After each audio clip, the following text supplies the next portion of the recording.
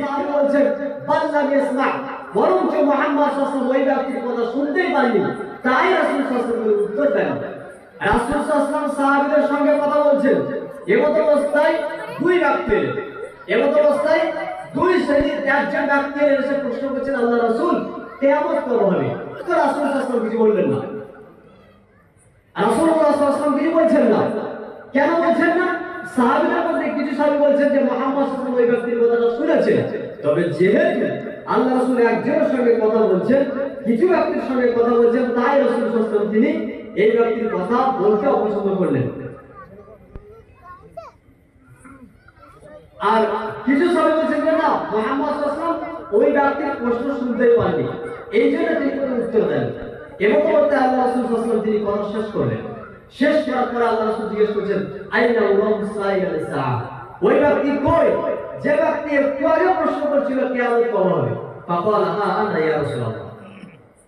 তখন ওই ব্যক্তি বলছেন, আল্লাহ রাসূল আমি প্রশ্ন করছিলাম, আমি জিজ্ঞাসা করছিলাম কিয়ামত কবে হবে। তখন রাসূল সাল্লাল্লাহু আলাইহি ওয়াসাল্লাম তিনি বলছেন, ইযা দুইয়াতিল আমানাতু ফান্তাজিরিস সা, যখন অযোগ্য মানুষের উপরে দায়িত্ব অর্পণ করা হবে, যখন দায়িত্বের খেয়ানত করা হবে, তখন দেখবে যে কিয়ামত চলে এসেছে। রাসূল সাল্লাল্লাহু আলাইহি ওয়াসাল্লাম কি বললেন? ইযা দুইয়াতিল আমানাতু ফান্তাজিরিস সা, যখন আমানতের খেয়ানত হবে, তখন দেখবে কিয়ামত চলে এসেছে। আল্লাহ রাসূল কি বললেন? কিয়ামত কবে হবে বলছেন? তিনি আলামত বলছেন। কি আলামত? যখন দেখবে যে যাদেরকে দায়িত্ব দেওয়া হয়েছে তারা আমানতের খেয়াল করছে। আমানতের খেয়াল কি? তখন এই ব্যক্তি জিজ্ঞাসা করছেন, কাইফা ইদাতুহা, আল্লাহ রাসূল আমানতের খেয়াল কিভাবে হবে? তখন মুহাম্মদ সাল্লাল্লাহু আলাইহি ওয়াসাল্লাম বলেন, ইযা দুইয়াতিল আমানাতু ফান্তাজিরিস সা, ইযা উসিদাল আমরু ইলা গায়রি আহলিহি ফান্তাজিরিস সা, অর্থাৎ কোন দায়িত্ব কোন ব্যক্তির উপর অর্পণ করা হলো, যে ব্যক্তি সে দায়িত্ব অর্জন করার ক্ষেত্রে অযোগ্য, তখন দেখবে কিয়ামত। রাসূল দুইটা বাক্য বললেন। প্রথম কি বললেন? ইযা দুইয়াতিল আমানাতু ফান্তাজিরিস সা, যখন আমানতের খেয়াল হবে তখন তোমরা দেখবে কিয়ামত চলে এসেছে। সাহাবী ঘুরিয়ে প্রশ্ন করছেন ওই ব্যক্তি, আল্লাহ রাসূল আমানতের খেয়াল কিভাবে হয়? তখন আল্লাহ রাসূল আবার ঘুরিয়ে বলেন, ইযা উসিদাল আমরু, কোন কাজ কোন দায়িত্ব যদি কোনো মানুষের উপরে চাপিয়ে দেওয়া হয়, কোনো মানুষকে কোনো দায়িত্ব দেওয়া হয় এবং সেই ব্যক্তি সেই দায়িত্ব পালনের অযোগ্য ব্যক্তি, তখন বুঝবে কিয়ামত চলে এসেছে।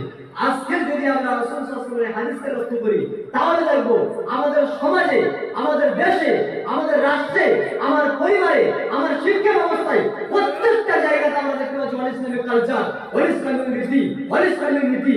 কারণ তার প্রথম কারণ হচ্ছে আমরা হচ্ছে সকলেই যারাই আমরা দায়িত্বের জায়গায় এসেছি আমরা হচ্ছে অযোগ্য, আমরা হচ্ছে অযোগ্য। রাসূলের এই বাক্য থেকে প্রমাণ হয়, আপনি যদি স্কুল চালান, সেই স্কুলে যদি আপনি মনে করেন ভালো করে স্কুলটা পরিচালিত করবেন এবং তার জন্য আপনি ছাত্রদেরকে সুন্দর করে পাঠদান করবেন, আপনার দুইটা দায়িত্ব গ্রহণ করতে হবে। আর যারা এই স্কুলের দায়িত্ব নেবে তারা যেন যোগ্য ব্যক্তি হয়, নইলে স্কুল চলবে না। দুই, যারা ছাত্রদেরকে পড়াবে তারা যেন যোগ্য শিক্ষক হয়, নইলে প্রতিষ্ঠান চলবে না, প্রতিষ্ঠান চলবে না। আপনি আপনার মসজিদ চালাবেন, আপনার মসজিদ কখনো টিকবে না যদি আপনার মসজিদের মধ্যে অযোগ্য কমিটি থাকে। কারণ অযোগ্য প্রত্যেকটা ব্যক্তির কাজ হচ্ছে একেবারে পিছনে লাগা। আপনি গোটা পৃথিবীতে দেখেন সকলে তলাতলে হচ্ছে একেবারে পিছনে লাগে। কেন? এরা কেউ চায় না যে কেউ কোনো ভালো করে না।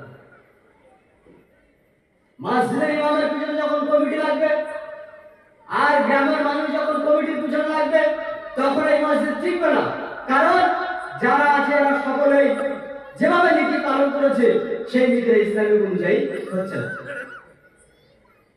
তাহলে আমাদের প্রথমত বুঝতে হবে যে আমরা দেশের, আমার পরিবারের, আমার শিক্ষা ব্যবস্থা যে অপসংস্কৃতিগুলো লক্ষ্য করেছি তার প্রথম কারণ কি? তার প্রথম কারণ হচ্ছে অযোগ্যতা। প্রথম কারণ হলো অযোগ্যতা। এবার আপনাকে আমি বলি সংস্কৃতি জিনিসটা কি? সংস্কৃতি জিনিসটা কি? সংস্কৃতি হচ্ছে কোন দেশের, কোন অঞ্চলের নির্দিষ্ট রীতি, নীতি, কালচার, আচার, ব্যবহার, ভাষা ব্যবহার, এগুলোকে বলা হচ্ছে সংস্কৃতি। এবার সংস্কৃতির মধ্যে দুইটা ভাগ।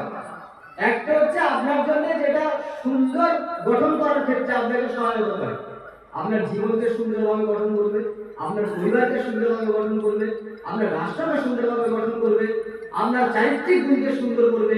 এগুলো হচ্ছে কি সুন্দর সংস্কৃতি, ভালো সংস্কৃতি। অপরদিকে এমন কিছু সংস্কৃতি রয়েছে যেগুলো একটা দেশের জন্য, যদিও তারা নীতি মেনে নিয়েছে, সেগুলো কিন্তু তাদের জন্য ভালো নয়, বরং তাদের জন্য ক্ষতি। এটা হচ্ছে অপসংস্কৃতি, কুসংস্কার। এই জিনিসগুলো এবং যেটা হচ্ছে আমাদের জন্য সুন্দর ভালো, দুটোর মধ্যে আমাদের পার্থক্য করে গ্রহণ করতে হবে। এখন আমরা দেখি রাসূলুল্লাহ সাল্লাল্লাহু আলাইহি ওয়াসাল্লাম ব্যতীত পৃথিবীতে আরো যত নবী এসেছেন, রাসূল এসেছেন, প্রত্যেকটা নবী বা রাসূল যখন কোন এলাকাতে কোন জাতির নিকটে এসেছেন, তারা কি বলেছেন? শুধু কি একথাই বলেছেন তোমরা নামাজ পড়ো, তোমরা রোজা রাখো? না, বরং আল্লাহ সুবহানাহু ওয়া তাআলা তিনি যখন কোন নবীকে বা রাসূলকে প্রেরণ করেন, এই নবী বা রাসূলগণ জাতিকে একটা সভ্য রাষ্ট্র চান, তাদের মধ্যে সুন্দর একটা সংস্কৃতির বিস্তার ঘটাতে চান, জাতির পরিবর্তন করতে চান সুন্দর রাষ্ট্র থেকে। যেমন একটা উদাহরণ, নূহ আলাইহিস সালাম তিনি যখন তার জাতির নিকটে এলেন, দাওয়াত দিলেন, আল্লাহ সুবহানাহু ওয়া তাআলা তিনি পবিত্র কোরআনে বলেছেন সূরা আল-কাবুতের 14 নম্বর আয়াত যে নূহ আলাইহিস সালাম তিনি তার জাতির নিকটে থেকেছেন 950 বছর। নূহ আলাইহিস সালাম তিনি তার জাতির নিকটে ছিলেন কয় শত বছর? 950 বছর।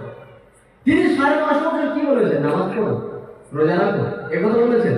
না, তিনি তার সময়কালে তার জাতির নিকটে শুধু একথা বলেছেন, ইয়া কওমি ইবুদুল্লাহ ওয়া আতিউন, হে আমার কওম তোমরা আল্লাহর ইবাদত করো এবং আমার আনুগত্য করো।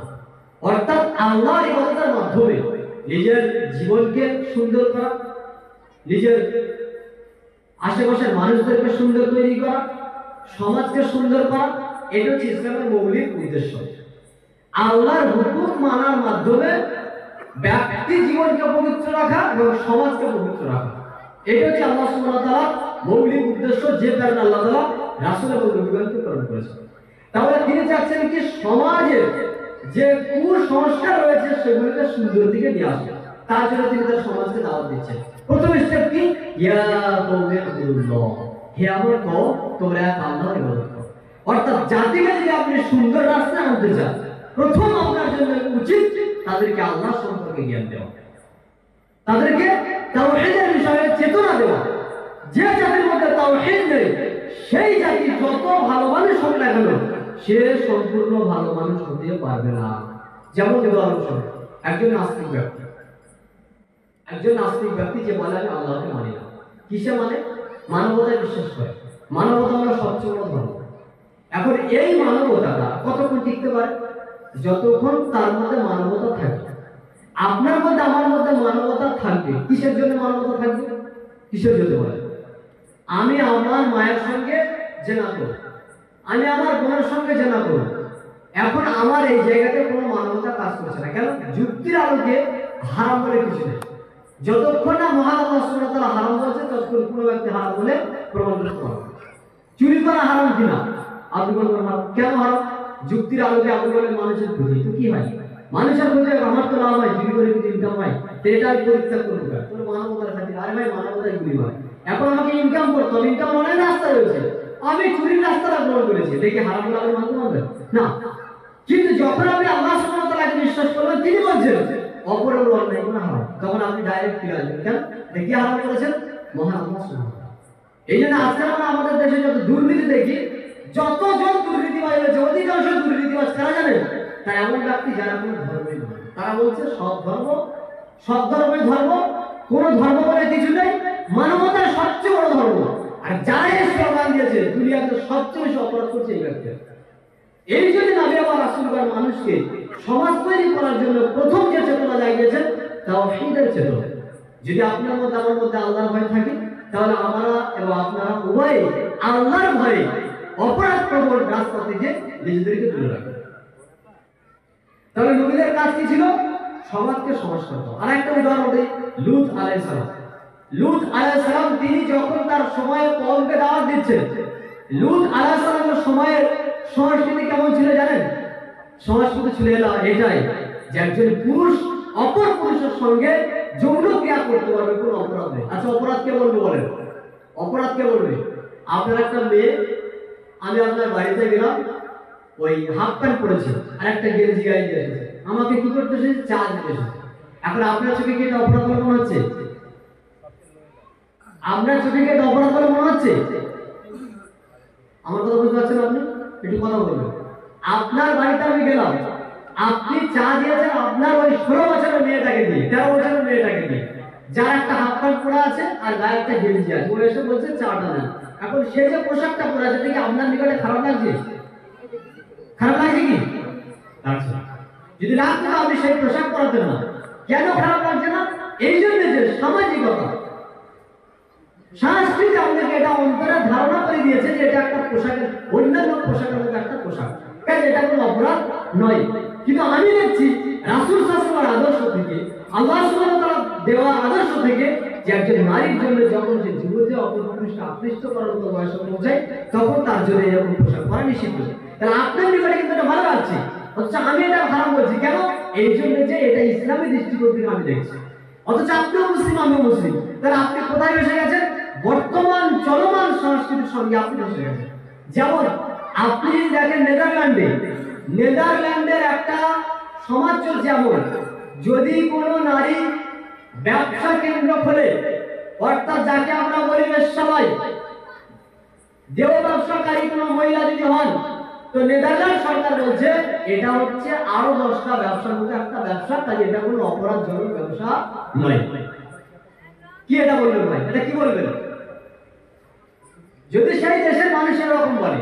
আবার কি নেদারল্যান্ডের সরকারিভাবে অনুমোদিত, যদি কোনো ব্যক্তি কোনো চতুষ্পদ জন্তুর সঙ্গে বলাৎকার করে তবে তা দোষণীয় নয়।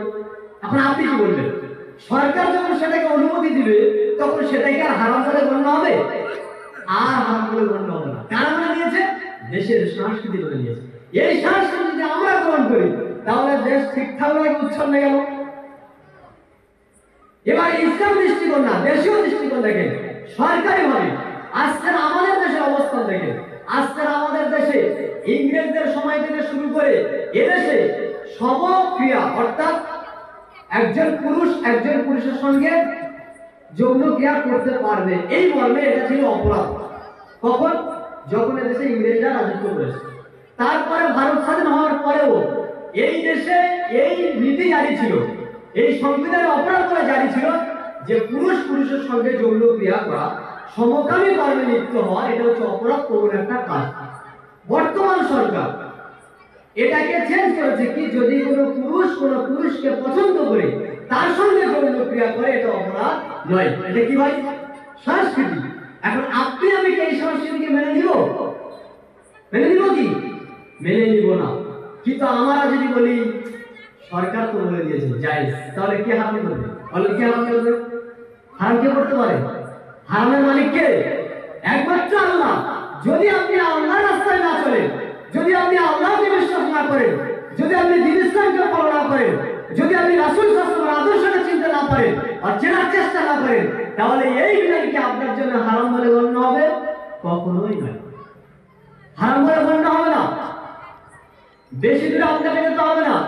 বর্তমান বিশ্বের সবচেয়ে উন্নত দেশ হচ্ছে আমেরিকা। বর্তমান বিশ্বের সবচেয়ে উন্নত দেশ হলো আমেরিকা। বর্তমান বিশ্বের সবচেয়ে শিক্ষিত পর্যায়ের দেশ হচ্ছে একটা আমেরিকা। এই আমেরিকাতে আপনি যদি লক্ষ্য করেন তাহলে দেখবেন বর্তমান সময়ে প্রত্যেক 100-র মধ্যে 90% নারী ধর্ষণের শিকার হয়। কত? প্রত্যেক 190 জন নারী ধর্ষণের শিকার হয়। মানে এটা হচ্ছে দেশীয় সংস্কৃতি যে একজন পুরুষ অপর নারীকে ধর্ষণ করবে, এটা তেমন কোনো অপরাধের কাজ নয়। আজকে যদি আমরা সেম কর্মটাকে আমাদের দেশের সাংস্কৃতিক নীতি বলে মেনে নিই তাহলে দেশ কি ঠিক থাকবে? না। অথচ সেই দেশে ব্যারিস্টার রয়েছে, সেই দেশে হাই পর্যায়ের শিক্ষিত মানুষ রয়েছে, সেই দেশে স্কুল রয়েছে, সেই দেশে কলেজ রয়েছে, তাহলে এই সংস্কৃতি কেন? এই জন্য যে তারা উচ্চ পর্যায়ের শিক্ষিত মানুষ হওয়ার পরেও তারা যে নীতি যে আদর্শকে গ্রহণ করেনি, তা হচ্ছে মহান আল্লাহ সুবহানাহু ওয়া তাআলার দেওয়া নীতিকে তারা মানেনি। এমনকি আমেরিকা, মেক্সিকো একটা গুয়াদালান্ড বলে শহর রয়েছে, মেক্সিকোর গুয়াদালাল্যান্ড আমেরিকাতে। সেখানকার যুবকরা আপত্তি জানাচ্ছে যে আমরা যখন পার্কে যাই, পার্কে গিয়ে যখন আমরা বসি, তখন আমাদের স্বাধীনতা দেওয়া হচ্ছে না, আমাদেরকে সরকারিভাবে বাধাপ্রাপ্ত করা হচ্ছে। কি স্বাধীনতা দেওয়া হচ্ছে না? আমাদের ব্যক্তি স্বাধীনতা দেওয়া হচ্ছে না। ব্যক্তি স্বাধীনতা কি? ব্যক্তি স্বাধীনতা হলো এই, আমরা পার্কে গিয়ে একজন নারীর সঙ্গে যৌন ক্রিয়া করবো, তো পুলিশ আমাদেরকে বাধা দেয়। এই মর্মে আমরা আপত্তি জানাচ্ছি, সরকার যেন আমাদেরকে এই মর্মে পূর্ণ স্বাধীনতা দেয়। আচ্ছা বলো তাহলে কি স্বাধীনতা চাচ্ছে তারা? পার্কে বসে একজন পুরুষ একজন নারী দিন দুপুরে সবার সামনে কুত্তার মতো যৌন ক্রিয়া করবে, পুলিশ বাধা দেয়। তো বাধা দেওয়াটা হচ্ছে আমাদের জন্য পরাধীনতা। এই জন্য আমরা সরকারের কাছে এই মর্মে জানাচ্ছি, আবেদন করছি যে আমাদেরকে যেন পূর্ণ স্বাধীনতা দেওয়া হয়। তো গুয়াদালাল্যান্ডের স্বাধীনতা দেওয়া হয়েছে, প্রত্যেক পুরুষ এবং নারী তারা দিনের বেলা লোকের সামনে, আপনার চোখের সামনে বসে তারা যৌন ক্রিয়া করতে পারবে, কুকুরের মতো কেউ কাউকে মানা করবে না। কি এটা? এটা আমেরিকার মেক্সিকো গুয়াদালাল্যান্ড শহরের একটা রেওয়াজ, একটা নীতি, একটা সংস্কৃতি। আজকে যদি আমরা মনে করি এই সংস্কৃতিকে আমরাও মানতে চাই, সরকারিভাবে অনুমোদিত, কারণ বাপের বেটা আছে যেটাকে বলবে হারাম, বলতে পারবে? বলতে পারবে কি? কে বলতে পারবে? তাহলে বাইরের দেশগুলোতে যদি আমরা দেখি, উন্নত মানের দেশগুলোতে, জার্মান, জাপান, সুইডেন, এবং আপনি লক্ষ্য করেন সুইডেনে সর্বপ্রথম চালু করা হয়েছিল যে ওই দেশের নারী এবং পুরুষকে, অর্থাৎ ছাত্র এবং ছাত্রীদেরকে একই কক্ষে বসে ক্লাস করানো হবে, একই কক্ষে বসে ক্লাস করানো হবে, এবং তাদেরকে প্রাইমারি থেকে শুরু করে স্কুলের ছাত্র ছাত্রীদেরকে যৌন শিক্ষা দিতে হবে। মানে একটা ছাত্র যখন বড় হচ্ছে তখন যৌন সম্পর্কে যদি তার শিক্ষা না থাকে সে কি বুঝবে? যেমন আমাদের দেশে ক্লাস 7 থেকে 8 থেকে বাচ্চাদেরকে বোঝানো হচ্ছে যে তোমার কখন মেন্স হয়, আর ছেলেদের কখন স্বপ্নদোষ হয়, আর স্বপ্নদোষ হওয়ার আগে শরীরের কি কি পরিবর্তন হয়। আমি বলছি তোমরা পড়াচ্ছ পড়াও, তো লিঙ্গটা কি এঁকে পড়াতে হবে? একজন নারীর, একজন মহিলার জননেন্দ্রিয় এঁকে পড়ে দেখানো হচ্ছে যে তাদের কোন জননেন্দ্রিয়র কোন অংশে কি কি কাজ হয়। এর থেকে বেহায়াপনা, নির্লজ্জতা শিক্ষার আছে। অথচ এটা আমরা মেনে নিচ্ছি কি দেশের একটা শিক্ষা। বর্তমান সবচেয়ে যৌন ক্রিয়া বেশি যে হচ্ছে সম পরিমাণে সম লিঙ্গের যে ক্রিয়া, তা হচ্ছে সুইডেন। কারণ কি জানেন? তারা সর্বপ্রথম স্কুলে প্রাথমিক লেভেল থেকে শুরু করেছে যে উভয়ের জন্য যেন যৌন একটি সিলেবাস দেওয়া হয়, তারা যেন যৌন ক্রিয়া সম্পর্কে জানতে পারে। নারী এবং পুরুষ একে অপরের ওই বয়সন্ধির বিষয়টা যেন ভালো করে বুঝতে পারে, যখন তারা যৌবন পদে পদার্পণ করে বিষয়টা যেন ভালো করে জানতে পারে। কিভাবে ক্লাস করানো হবে? নারী এবং পুরুষকে পাশাপাশি বসিয়ে। এই হচ্ছে আমাদের পুরো পৃথিবীর অবস্থা। আপনাকে শুধু কয়েকটা দেশের নির্দিষ্ট পর্যায়ের আমল আমি দেখাচ্ছি যে দেশের পরিস্থিতি কেমন, দেশের অবস্থান কেমন। আজকে আমাদের দেশের পরে একটু শোনেন, মুম্বাই, তারপরে আপনার কলকাতা, এই কয়েকটা জায়গাতে ব্যাঙ্গালোর, 3টে শহর, ব্যাঙ্গালোর, মুম্বাই এবং কলকাতা, সবচেয়ে বেশি এই এলাকাগুলোতে, এই শহরগুলোতে পরকীয়া হয়। পরকীয়া কি বোঝেন? পরকীয়া হচ্ছে একজন ব্যক্তি বিবাহ করার পরে অন্য কোন নারী পুরুষের সঙ্গে, কোন পুরুষ কোন নারীর সঙ্গে আবার যৌন ক্রিয়ায় লিপ্ত হয়, জেনাতে লিপ্ত। এর নাম হচ্ছে পরকীয়া। তো পরকীয়া সবচেয়ে বেশি ঘটছে এই সমস্ত শহরের মধ্যে। এই নারীগুলো বলছে তাদের বয়স হচ্ছে 35 থেকে 38 পর্যন্ত, বেশিরভাগ গড়ে এই বয়স। তারা বলছে যে আমরা এক পুরুষের সঙ্গে সংসার করে করে আমাদের ভালো লাগছে না, এই জন্য আমরা চাচ্ছি আর একজনের সঙ্গে যাতে করে আমরা নতুন করে আমাদের এই যৌবন ক্রিয়াটা চালু করতে পারি। এটা আমাদের একটা ভালো সুযোগ, এটা আমাদেরকে নতুন একটা জীবনের স্বাদ উপভোগ করায়। এই জন্য আমরা এটা মনে করে নিচ্ছি এটা আমাদের জন্য সবচেয়ে উপকারী। এখন তারা যখন মনে করে নিচ্ছে, সরকার এখন কি বলছে? কিছু বলছে না, চুপচাপ আছে। তার মানে কদিন পরে বলা হবে যে আপনার স্ত্রী আপনার খাবে, আপনার পড়বে, আপনার বাড়িতে শোবে, আপনি যখন অনুপস্থিত থাকবেন অন্য ব্যক্তিকে নিয়ে আপনার বিছানায় শুয়ে তার সঙ্গে রাত কাটাবে। এটা কি আপনার সহ্য হবে? সহ্য হবে কি? কারণ সহ্য হবে না, কিন্তু সহ্য করতে হবে যখন আপনার উপর থেকে বলা হবে যে কোন পুরুষ যদি বিবাহ করার পরে কোনো অন্য নারীর নিকটে যায়, এটা সরকারিভাবে নিষিদ্ধ নয়। কোন নারী তার স্বামীকে ছেড়ে দিয়ে বা স্বামীর সংসার করা অবস্থাতে অন্য কোনো পুরুষের সঙ্গে রাত কাটায়, সরকারি ভাবে সেটা কোনো অপরাধ নয়। আপনি আপনার স্ত্রীকে ঠেকাতে পারবেন? কোন নারী তার স্বামীকে ঠেকাতে পারবে? পারবে না। এটা যদি দেশের সংস্কৃতি হয়ে যায়, আমাকে আপনাকে ঠেকাবে কি? কোন হিন্দু লোক ঠেকাবে, কোন খ্রিস্টান ঠেকাবে, কোন ইহুদি এসে ঠেকাবে, কোন নাস্তিক এসে ঠেকাবে? কেউ ঠেকাতে আসবে না। এটা ঠেকানোর জন্য যাদের প্রয়োজন তারা হচ্ছে আল্লাহর জন্য কাজ করবে এবং বিনা স্বার্থে কাজ করবে। এই জন্য আল্লাহ সুবহানাহু ওয়া তাআলা প্রত্যেকটা সময়ে সমাজকে পরিশুদ্ধ করার জন্য, সমাজকে কুসংস্কার মুক্ত করার জন্য, সমাজকে সুন্দর সংস্কৃতি প্রদান করার জন্য প্রত্যেকটা যুগে নবী এবং রাসূলদেরকে প্রেরণ করেছেন। যেমন লূত আলাইহিস সালামের কথা বলতে গিয়ে আমি এতগুলো কথা বললাম। লূত আলাইহিস সালাম তিনি জাতির যুগে শুধু বলেননি হে আমার জাতি তোমরা আল্লাহর ইবাদত করো। লূত আলাইহিস সালাম এসে বলছেন হে আমার জাতি তোমরা এমন মূর্খ জাতি, তোমরা এমন জাহিল জাতি, তোমরা কি কাজ করছো তোমরা নিজেরা বুঝতে পারছো না, তোমরা পুরুষের কাছে যাচ্ছ, অথচ আল্লাহ সুবহানাহু ওয়া তাআলা তিনি তোমাদের জন্য নারীদেরকে সৃষ্টি করেছেন। তাদের নিকটে গিয়ে তোমরা তোমাদের যৌবন সম্ভব করবে, তোমরা তাদের নিকটে মেলামেশা করবে, তাদেরকে তোমরা বিবাহ করবে, অথচ তোমরা এমন মূর্খ জাতি যে তোমরা পুরুষের সঙ্গে মেলামেশা করো। তখন তারা কি বলছেন জানেন? তখন তারা বলছে হে আমার কওম তোমরা কে আছো, তোমাদের এলাকা থেকে, তোমাদের এই গোত্র থেকে লূতকে বের করে দাও। কেন বের করতে পেরেছে? এই জন্য যে লূত আমাদের সমাজে চলা সংস্কৃতির বিরুদ্ধে কথা বলেছে। আমরা কি সংস্কৃতি প্রচার করেছি দেশে সমাজে? তা হচ্ছে পুরুষ ব্যক্তির সঙ্গে মেলামেশা করবে। প্রতিবাদ কে করেছেন? প্রতিবাদ করেছেন লূত আলাইহিস সালাম, যিনি একজন নবী। আজকের দেশে এই পরিমাণ ক্রিয়া হয়, এই যৌন ক্রিয়া, এই আপনার পরক্রিয়া যা কিছু চলছে, এই সমস্ত যৌন ক্রিয়ার বিরুদ্ধে কে কথা বলবে? কোনদিন দেখেছেন কোন স্কুলের কোন শিক্ষক রাস্তায় এসে মিছিল করেছে যে আমরা চাই না আমাদের স্ত্রীরা অপর পুরুষের সঙ্গে পরক্রিয়া করুক? প্রতিবাদ করেছে? কেউ প্রতিবাদ করবে না। কোন কলেজের প্রফেসরকে আপনারা কোনদিন দেখেছেন যে সমাজে এইভাবে জেনা বেড়ে যাচ্ছে, ধর্ষণ বাড়ছে, কেউ কোনদিন মিছিল বের করেছে? কোনদিন করবে না, কারণ তাদের কিছু আসে না। কোন ডাক্তার, কোন উকিল, কোন ব্যারিস্টার তারা কোনদিন বাইরে এসে বিচার দাঁড়িয়েছে যে আমরা এই মর্মে সকলে মিলে হরতাল করছি, আমরা মিছিল করছি, আমাদের দেশের কোন নারীর সম্মান যেন ক্ষুণ্ণ না হয়, রাস্তাঘাটে যেন কোনো নারীকে ধর্ষণ না করা হয়, আমাদের বাড়ির মহিলারা যেন সুন্দর চরিত্র নিয়ে তারা পড়াশোনা করতে পারে, স্কুল কলেজে যেতে পারে, তাদের কোনো ব্যক্তি যেন অসম্মান না করে, এটা কোনদিন আমরা বলেছি? আমরা বলিনি, কেউ বলেনি। বলছে কারা? বলছে তারাই যারা নিঃস্বার্থভাবে কাজ করে। আর তারা হচ্ছেন মুহাম্মদ সাল্লাল্লাহু আলাইহি ওয়াসাল্লামের দেখানো আদর্শকে যারা ফলো করে। কাজে আমরা প্রত্যেকটা সমাজকে দেখি। এবার দেখি রাসূল সাল্লাল্লাহু আলাইহি ওয়াসাল্লামের সমাজকে। রাসূলুল্লাহ সাল্লাল্লাহু আলাইহি ওয়াসাল্লাম যখন তিনি রাসূল হন, যখন তিনি নবী হন, তিনি সর্বপ্রথম যেটা শুরু করলেন, আল্লাহ সুবহানাহু ওয়া তাআলা তিনি দেখছেন এই সমাজের মানুষরা জেনায় লিপ্ত। জেনাটা তাদের জীবনে একটা আম কাজ, যেটা তাদের সমাজে এমন ভাবে রেওয়াজ হয়ে গেছে যেটা কোনো পাপের কাজ নয়।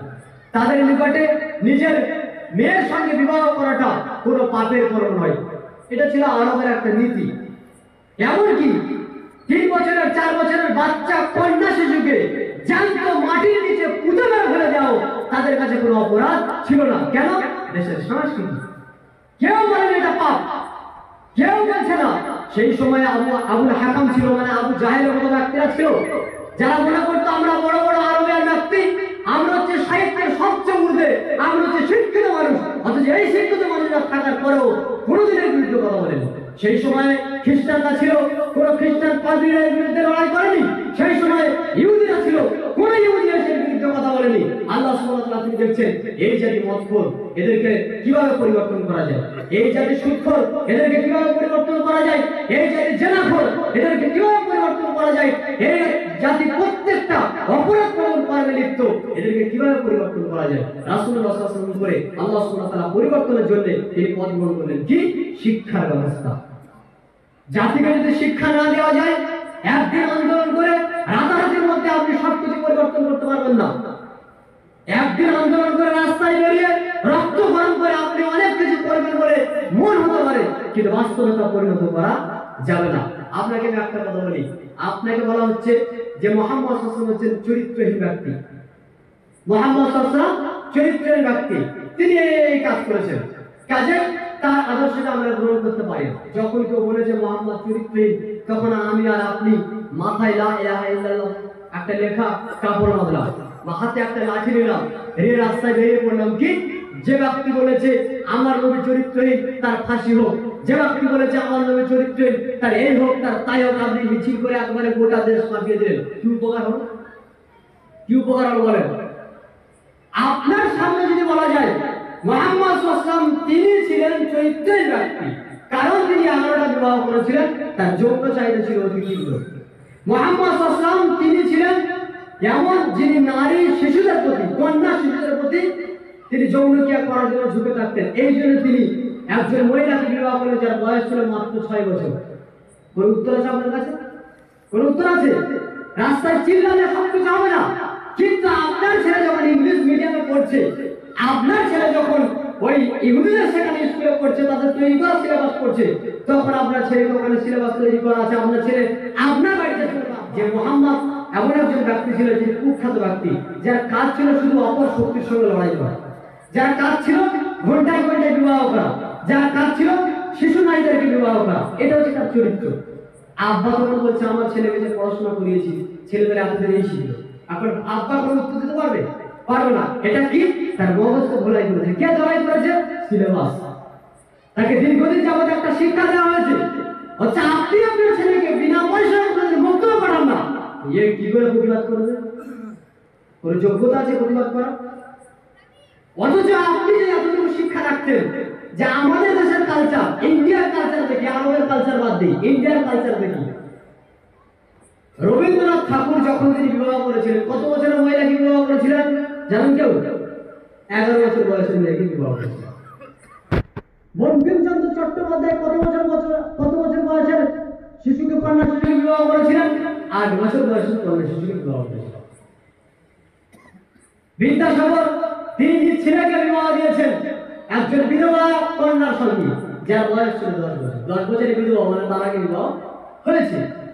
আমরা আমাদের কথাই দেখি, হিন্দু মুসলিম যাদেরকে ধরেন, আজ থেকে 50 বছর 60 বছর পিছনে যান, যাদের বিবাহ হয়েছে তার বয়স ছিল 12 বছর। ছিল না? নারীদের বিয়ে 12 বছরে, 13 বছরে বিয়ে হয়েছে। আজকের সরকার বলে দিচ্ছে 20 বছর না হলে বিয়ে হবে না, তাই না? তাহলে সেই সময় এটা রেওয়াজ ছিল, নীতি ছিল। তার তার থেকে 14.5 বছর পূর্বে মুহাম্মদ সাল্লাল্লাহু আলাইহি ওয়াসাল্লাম তিনি 6 বছরের মেয়েকে বিবাহ করেছেন, এটা তো অপরাধ নয়। আর আরবে যত কাফের রাসূলের বিরুদ্ধে চালু করেছে, তারা এই পয়েন্টে কোনদিন হাইলাইট করেনি যে মুহাম্মদ সাল্লাল্লাহু আলাইহি ওয়াসাল্লাম অল্প বয়সের মেয়েকে বিয়ে করেছেন, কারণ এটা ছিল আরবের প্রথা আজ থেকে 14.5 বছর পূর্বে। আর আমরা মাত্র 150 বছর পূর্বের রেওয়াজ যদি দেখি, যে এদেশে যারা বড় বড় শিক্ষিত, যারা 8 বছরের মেয়েকে বিয়ে করেছে, 6 বছরের মেয়েকে বিয়ে করেছে, তারা বিয়ে করেছে 11 বছরের মেয়েকে, তার মানে দেশের রেওয়াজ ছিল। কাজে এটা কোনো প্রশ্ন নয়। যদি তারা মনে করে মুহাম্মদ সাল্লাল্লাহু আলাইহি ওয়াসাল্লামের বিরুদ্ধে প্রশ্ন তুলবে, আগে তার প্রশ্ন তোলা উচিত কার বিরুদ্ধে? রবীন্দ্রনাথ ঠাকুরের বিরুদ্ধে। আগে প্রশ্ন তোলা উচিত এই দেশে যারা অল্প বয়সের মেয়েকে বিয়ে করেছে, বঙ্কিমচন্দ্র চট্টোপাধ্যায়, শরৎচন্দ্র চট্টোপাধ্যায়, তাদের বিরুদ্ধে কথা বলা উচিত। তারা কেন বিয়ে করেছে? উঠে কোথায় চলে গেল? আরবে চলে গেল। কবে? আজ থেকে 14.5 বছর পূর্বে। এদেশে ঘটেছে কবে? মাত্র 150 বছর পূর্বে। তাহলে কোনটা আগে আলোচনা করা উচিত? যেটা আমার দেশে ঘটেছে, যেটা আরবে নয়। এখন আরবের ঘটনা টেনে আনার পরেও আপনার মুখে কোনো উত্তর নেই, কিন্তু আপনি বেরিয়ে পড়লেন কোথায়? আপনি বেরিয়ে পড়লেন মিছিল। ঠেকাতে পারবেন? মিছিল করে একা দিনে রাতারাতি কিছু তৈরি করতে পারবেন না। এই জন্য মহান আল্লাহ সুবহানাহু ওয়া তাআলা তিনি জাতিকে পরিবর্তন করার জন্য যেটা দিলেন তা হচ্ছে ইকরা বিসমি রাব্বিকাল্লাযী খালাক। মুহাম্মদ সাল্লাল্লাহু আলাইহি ওয়াসাল্লাম আপনি পড়ুন, শুধু পড়াশোনা করলে হবে না, আপনার প্রতিপালকের নামে পড়ুন, যিনি সৃষ্টি করেছেন আপনাকে জমাট করে রক্ত থেকে। তাহলে এখানে পড়াশোনা করার জন্য বলা হয়েছে। আপনি আমি যদি পড়াশোনা ঠিক মতো করি, দ্বীন ইসলামকে যদি চর্চা করি, এবং আমার সন্তান আপনার সন্তানের মধ্যে যদি দ্বীন ইসলামের জ্ঞান শিক্ষা আমরা দিয়ে থাকি, তাহলে আমাদের সমাজ থেকে অপসংস্কৃতি দূর হয়ে যাবে, থাকবে না। অপসংস্কৃতি থাকবে না, বিজাতি সংস্কৃতি থাকবে না। বিজাতি সংস্কৃতির কথা বললে অনেক কথা বলা যায়, আমার সময় 1 ঘন্টা। আমি আপনাকে বলছি বক্তব্যের গতিতে বিজাতি সংস্কৃতির কয়েকটা বলি। তার একটা হচ্ছে আপনি বিবাহ করবেন, আমি বিবাহ করব। বিবাহ করার সময় আপনি কন্যা দেখবেন। কন্যা আপনি দেখতে গেছেন, কাকে দেখাবেন? আপনি কাকে দেখাবেন? আপনি মেয়ে দেখতে গেছেন তো আপনি কাকে দেখাবেন? যে বিয়ে করবে সেই দেখবে, গ্রামের মধ্যে দেখবে। হাটের কি গরু বিক্রি হচ্ছে নাকি? মেয়ে দেখতে গেছে, হাটের গরু বিক্রি হচ্ছে কেন? চাচা গেছে, খালু গেছে, মামি গেছে, আর ফুপু গেছে, সকলে মিলে বিচার করছে মেয়েটা ভালো কিনা। কেউ বলছে নাকটা টেরা, নাকটা নাকা, চোখটা টেরা, আবার কেউ বলছে হাঁটা ভালো না, কেউ বলছে গলাটা মোটা মতো, কেউ বলছে রংটা চাপা, এই যে বিভিন্ন ধরনের কথা সকলে মিলে আইটেম করে এবার বলছে কার ভালো লেগেছে বলো, কারোর ভালো লাগে 10টা মেয়ে দেখা হলো, কারো ভালো লাগছে না। এবার যার একটা মেয়ে পছন্দ হলো, মেয়ে পছন্দ হওয়ার পরে এবার বলছে কি কি দিতে পারবে বলো, তখন বলছে আমরা তো কিছু পারবো না। বলছি কিছু পারবো না তো বললে হবে না, কিছু তো দিতে হবে। এই রেওয়াজটা আপনি কার থেকে শিখেছেন বলেন?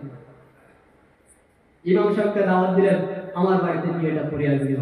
ইমাম সাহেব গেলেন, গিয়ে আপনার বিবাহ খুতবা পড়িয়ে দিয়ে বিয়েটা পড়ে আসলেন। কিন্তু আপনার বাড়িতে ইমাম সাহেব যাবেন, দুটো গেটে দুটো যে বক্স সামনে রেখে দিয়েছেন, আপনি কি ইমাম সাহেবকে জিজ্ঞাসা করেছিলেন যে ইমাম সাহেব আমি আপনাকে আমার বাড়িতে আমার মেয়ে বা আমার ছেলের বিয়ের জন্য ডাকছি, আপনি গিয়ে বিয়েটা পড়িয়ে আসবেন, তবে আমার বাড়িতে কি গান বাজনা করানো যাবে? জিজ্ঞাসা করেছেন? এই সংস্কৃতি কার থেকে শিখলেন? বিয়ের সময় গান বাজনা চালাতে হবে, সংস্কৃতি কার থেকে শিখলেন? কে আপনাকে শিখিয়েছে? কেউ শেখায়নি, শয়তান শিখিয়েছে। হলুদ মাখছেন আপনি মাখেন না। আপনার বিয়ে হচ্ছে, আপনি হলুদ মাখবেন, আপনি হলুদ মাখেন, কেউ মানা করছে না। মাখাবে কে? মাখাবে যার সঙ্গে আপনার চিরদিনের জন্য বিয়ে হারাম, যদি মেয়েকে দেওয়া করতে চান। তবে যদি মহিলা মাখাতেই হয়, তো ওই মহিলা আপনাকে হলুদ মাখাবে যার সঙ্গে আপনার চিরদিনের জন্য বিবাহ হারাম। আপনার মা মাখাবে, আপনার নিজের বোন মাখাবে, আপনার নিজের খালা মাখাবে, নিজের ফুফু আপনাকে হলুদ মাখাবে। কিন্তু না, আপনাকে শিখিয়ে দেওয়া হয়েছে আপনার ভাবিরা এসে আপনাকে। এটা কাদের রেওয়াজ? এটা কোথায় থেকে এলো? এগুলি কি জেনার কারণ হচ্ছে না? একজন ব্যক্তি বিবাহ করছে মহারণা দিয়ে কয়জন মেয়েকে? একটু হিসেব করেন তো চাচারা। একজন ব্যক্তি বিয়ে করছে মহারণা দিয়ে কয়জন মেয়েকে? কয়জন মেয়েকে বিয়ে করছে? কোনো কথা নেই, একজনকে তো বলেন অন্তত একজনকে বিয়ে করছে। একজনকে বিয়ে করছে, একজনকে বিয়ে করছে কেন? যৌন চাহিদা মেটানোর জন্য। কার সঙ্গে যৌন চাহিদা মেটাবে? যাকে মহারণা দিয়ে বিয়ে করছে তার সঙ্গে। তো সন্ধ্যা তো সেই মহিলাকে নিয়ে আসবে যার সঙ্গে সে বিবাহ করছে। সকাল থেকে যে পাড়ার সকল ভাইরা আমার গায়ে যেভাবে মালিশ করলো, আমার কি একটু আরাম লাগলো না? একটু কি আরাম লাগলো না? যে আমার মুখে হাত দিয়েছে, আমার বুকে হাত দিয়েছে, আর কত কত জায়গায় হাত দিয়ে আমাকে মালিশ করেছে তেল দিয়ে আর হলুদ দিয়ে, একটুও কি খারাপ লাগছে না? ওই মেয়েদেরকে, ওই মহিলাদেরকে একটু বিবেক হচ্ছে না যে আমার স্বামীর যে যে জায়গাতে আমি হাত দিই, আমার দেওয়ারের সেই সেই জায়গাতে আমি হাত দিয়ে হলুদ মাখাচ্ছি, একটু কি খারাপ লাগে না? এতদিন নিকৃষ্ট, এতদিন বেহায়া, এতদিন নির্লজ্জ হয়ে গেছে আমরা, এত বেহায়া। আমার স্ত্রী যদি আমার সঙ্গে কোথাও বাইরে যায়, তো আমি চাই না যে আমার স্ত্রী এমন গাড়িতে উঠুক যে গাড়িতে আরো 5 জন মানুষ চলে। মানে পাশাপাশি 2 জন চড়া তো বহুদূরের কথা, সামনাসামনি বসতে পারবে না। কেন? আমার এটা ইগোতে লাগে, আমার এটা আত্মসম্মানে আঘাত দেয় যে আমার স্ত্রী বসে থাকবে ঠিক সামনে, অপর একজন পুরুষ বসে থাকবে, একই গাড়িতে দুজনে যাবে, আমার সহ্য হয়। অথচ আপনার এটা কি করে সহ্য হয় যে আমার স্ত্রী আমার ঘর থেকে বেরিয়ে গিয়ে পাড়ার ওই ছেলেটার গায়ে সর্বাঙ্গে হাত দিয়ে মালিশ করিয়ে হলুদ পাবে? কত বেহায়া কাজ, কত নির্লজ্জ কাজ। অথচ রাসূল সাল্লাল্লাহু আলাইহি ওয়াসাল্লামের হাদিস শুনুন, রাসূলুল্লাহ সাল্লাল্লাহু আলাইহি ওয়াসাল্লাম তিনি বলছেন, সহিহ বুখারীর মধ্যে উল্লেখ করা আছে 5240 নম্বর হাদিস, আল্লাহ রাসূল সাল্লাল্লাহু আলাইহি ওয়াসাল্লাম তিনি বলছেন, লা তুবাশিরুল মারআতুল মারআহ, একজন নারী অপর কোন নারীর গায়ে স্পর্শ করবে না। একজন নারী অপর নারীর গায়ে স্পর্শ করবে না বিনা কাপড়ে। কেন? ফাতাআতাহা লিজাওজিহা কাআন্নাহু ইয়ানজুরু ইলাইহা, যদি এই নারী অন্য কোন নারীর গায়ে স্পর্শ করে নিয়ে পরে নিজ স্বামীর কাছে বর্ণনা দেয় যে ওই মহিলার গায়ে গা ঠেকিয়েছিলাম, ওই মহিলার শরীরে আমি হাত দিয়েছিলাম, তার শরীরটা এমন নরম, তখন স্বামী অন্তরের দৃষ্টি থেকে ওই মহিলার আকর্ষণটা ভাববে, ওই মহিলার দেহের নমনীয়তা চিন্তা করবে। এটা হচ্ছে জেনার গুনাহ। যদি একজন নারী অন্য কোন নারীর গায়ে হাত দিয়ে নিজের স্বামীর নিকটে বর্ণনা করলে সেটা ইসলাম নিষিদ্ধ করে, তাহলে একজন নারী অপর পুরুষের গায়ে কি করে হলুদ মাখাতে পারে? কোথায় রাসূলের 1450 বছরের হাদিস, আর কোথায় আজকে আমরা তৈরি করে দিয়েছি নিজের সমাজে বিয়ে বাড়ির এইগুলো রেওয়াজ। তারপরে যার আপনি হলুদ মাখছেন দেখেন, এবার আপনি গ্রামের যতগুলো মেয়ে রয়েছে, আপনার চাচাতো বোন, খালাতো বোন, সবাইকে আপনি কাদা মাখাতে লেগেছেন। কেন ভাই? কিসের জন্য? বিয়ে তো একজন করছে, তো আপনি আর 10 জনের চরিত্র নষ্ট করছেন কেন? এটা সম্পূর্ণ হারাম, সম্পূর্ণ নিষিদ্ধ, সম্পূর্ণ নিষিদ্ধ, সম্পূর্ণ হারাম। এবার যাই গান বাজনাতে। রাসূল সাল্লাল্লাহু আলাইহি ওয়াসাল্লামের এক হাদিস, আল্লাহ নবী সাল্লাল্লাহু আলাইহি ওয়াসাল্লাম তিনি বলছেন, যেমন উল্লেখ করা হয়েছে তিরমিজির মধ্যে 2642 নম্বর হাদিস, আল্লাহ নবী সাল্লাল্লাহু আলাইহি ওয়াসাল্লাম তিনি বলছেন লা তাবিউল কাইনাত, তোমরা নর্তকীদেরকে ক্রয় করো না, বিক্রয় করো না। ওয়ালা তাশতারুহুন, তাদেরকে তোমরা ক্রয় করো না, নর্তকীদেরকে বিক্রয় করো না এবং তাদেরকে ক্রয় করো না। ওয়ালা তুআল্লিমুহুন, এবং তোমরা কাউকে নাচ শিখিও না। রাসূল সাল্লাল্লাহু আলাইহি ওয়াসাল্লাম কি বললেন? গান এবং নাচ উভয়টা নিজেরাও করো না, এর ব্যবসা করো না এবং কাউকে এই মর্মে শিক্ষা প্রদান করো না।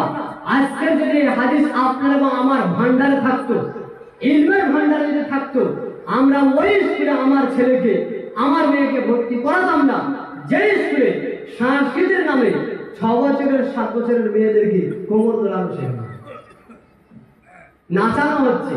অথচ আল্লাহ রাসূল বলছেন কি লা তাবিউল কাইনাত, তোমরা বিক্রয় করো না। ওয়ালা তাশতারুহুন্না, নাচিয়াদেরকে তোমরা ক্রয় করো না। ওয়াসামানুহুন্না হারামুন, তার কেনা বেচা এর ইনকাম হচ্ছে হারাম। আল্লাহ রাসূল কি বললেন? এগুলো হারাম। নাচ শেখানো হারাম, নাচানো হারাম, বিক্রি করা নাচিয়াকে তাও হারাম। ইসলাম যদি এগুলোকে হারাম করে, তাহলে আপনি আমি কিভাবে আমাদের সমাজে গান এবং নাচকে প্রশ্রয় দিয়ে থাকি? তিরমিজির হাদিস, রাসূলুল্লাহ সাল্লাল্লাহু আলাইহি ওয়াসাল্লাম তিনি বলছেন আমার উম্মতের মধ্যে এক শ্রেণীর মানুষ আসবে যাদের উপরে আল্লাহর পক্ষ থেকে গজব নাযিল হবে। কি কি গজব নাযিল হবে? খাসফুন, তাদেরকে ভূমিধস দিয়ে ধ্বংস করে দেওয়া হবে, তাদের আকার আকৃতি পরিবর্তন করে দেওয়া হবে এবং তাদের উপরে আল্লাহর পক্ষ থেকে পাথর বর্ষণ করে আল্লাহ তাদেরকে ধ্বংস করে দিবেন। তারা কারা? এক সাহাবী প্রশ্ন করছেন মাতা যাকে ইয়া রাসূলুল্লাহ, আল্লাহ রাসূল এই অবস্থান কখন ঘটবে? তখন রাসূল সাল্লাল্লাহু আলাইহি ওয়াসাল্লাম বলেন ইযা যাহারাতুল কায়নাত ওয়াল মাআজিব, যখন তোমরা দেখবে বাদ্যযন্ত্র গান বাজনার অতিরিক্ত ব্যাপকতা, তখন দেখবে তোমাদের উপরে গজব নেই। এখন তো চলছে এই রেওয়াজ, শুধু অমুসলিমদের কথা বলছি না, আমাদের রেওয়াজের কথা বলছি। প্রত্যেকটা আমাদের অনুষ্ঠানে গান ছাড়া হয় না। কোথাও কিছু নেই, আপনি 25শে ডিসেম্বর পালন করছেন গান, 26শে জানুয়ারি আপনি পালন করছেন গান, 1লা জানুয়ারি পালন করছেন। কে আদেশ করেছে এগুলো পালন করতে? কে বললো? কেউ বলে। এগুলো রেওয়াজ, এগুলো রীতি, এগুলো নীতি। আমাদেরকে সজাগ থাকতে হবে। প্রত্যেকটা রেওয়াজ নীতি আপনাকে বলে বোঝানো যাবে না, আমাদেরকে এই মর্মে সজাগ থাকতে হবে।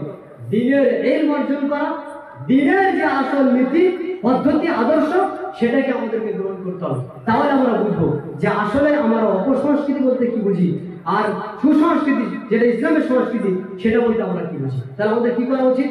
দিনের ইলম অর্জন করা, রাসূল সাল্লাল্লাহু আলাইহি ওয়াসাল্লামের আদর্শকে গ্রহণ করা। মুহাম্মদ সাল্লাল্লাহু আলাইহি ওয়াসাল্লামের একটা হাদিস বলি, যারা অপসংস্কৃতিতে আমরা বিশ্বাসী, যারা ইসলামী সংস্কৃতিকে টপকিয়ে অন্য জাতির সংস্কৃতিকে গ্রহণ করেছি, তাদের জন্য মহান আল্লাহ সুবহানাহু ওয়া তাআলা তিনি পবিত্র কোরআনে উল্লেখ করেছেন সূরা আল ইমরানের 25 নম্বর আয়াতে। আল্লাহ সুবহানাহু ওয়া তাআলা তিনি বলেন ওয়া মান ইয়াবতাগি গায়রাল ইসলামি দীনান ফালান ইউকবালা মিনহু ওয়া হুয়া ফিল আখিরাতি মিনাল খাসিরিন। যদি কোনো ব্যক্তি ইসলাম ব্যতীত অন্য কোনো নীতি, অন্য কোনো আদর্শ, অন্য কোনো পথ, অন্য কোনো পন্থাকে অবলম্বন করে, তাহলে তার এই আমল কখনোই আল্লাহর নিকটে গ্রহণ করা হবে না এবং সেই ব্যক্তি কিয়ামতের দিনে ক্ষতিগ্রস্ত। কি ব্যতীত? ইসলাম ব্যতীত।